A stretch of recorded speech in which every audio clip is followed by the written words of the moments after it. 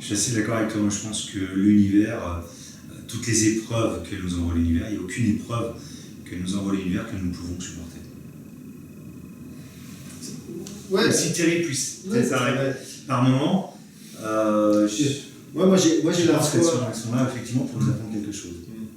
Non seulement nous apprendre quelque chose, mais nous faire réagir, nous faire grandir, nous évoluer. Et c'est ça qui est beau pour moi, c'est d'évoluer et aussi de croire qu'on n'est pas maître de tout. Moi j'aime le concept de la foi. Je suis quelqu'un je suis bouddhiste et j'ai la foi. Et pour moi, la foi, c'est de croire en quelque chose qui est plus grand que moi, qui est plus fort, que je ne peux pas forcément expliquer, qui existe. Et donc, c'est cette croyance pour d'aller plus loin et de. Voilà, je ne vais pas changer les choses, je ne vais pas le tordre. Non, je fais partie du système, mais il y a forcément quelque chose de l'univers beaucoup plus fort, beaucoup plus grand que moi, et je fais partie de ça. Et j'avance, moi. C'est pour ça qu'on va changer le monde si on croit en ça. On peut le changer. Entièrement d'accord. Encore un point commun que j'ai avec un de mes invités sur la question de la foi. On va passer au domaine de l'enfance. Quel enfant étais-tu? Quel adolescent étais-tu? Plutôt joueur, turbulent, studieux, à l'écoute? On va tout savoir sur notre ami Charles-André. J'étais un enfant libre. Un enfant libre, rebelle. C'est en analyse transactionnelle, je peux l'analyser comme ça aujourd'hui. Et concrètement, j'étais quelqu'un qui n'en faisait qu'à sa tête, n'aimait pas travailler, aimait que jouer. Et j'aime beaucoup un monsieur qui fait des conférences, qui s'appelle André Stern, le fils d'Arnaud Stern, et qui a écrit un livre qui dit « Je n'ai jamais été à l'école ».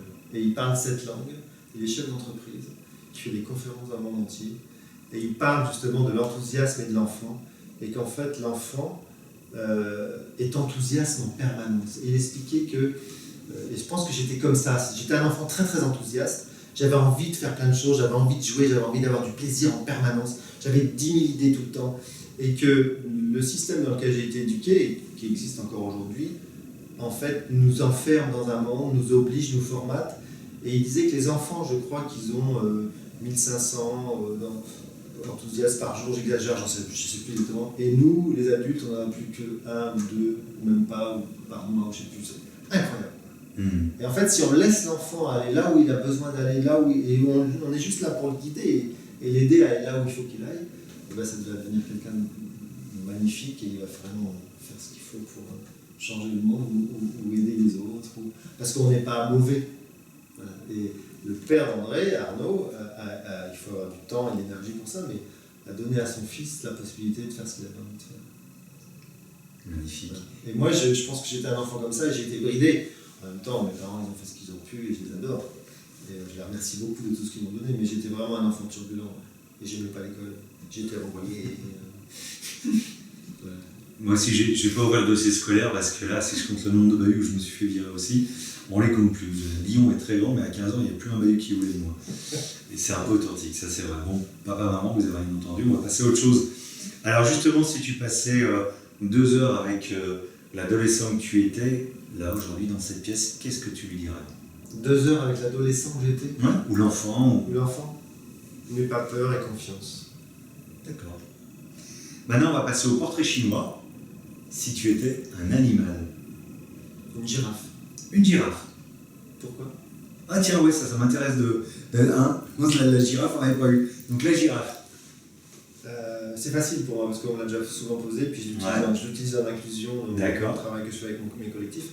Alors pourquoi la girafe? Parce que c'est l'animal de la communication non violente.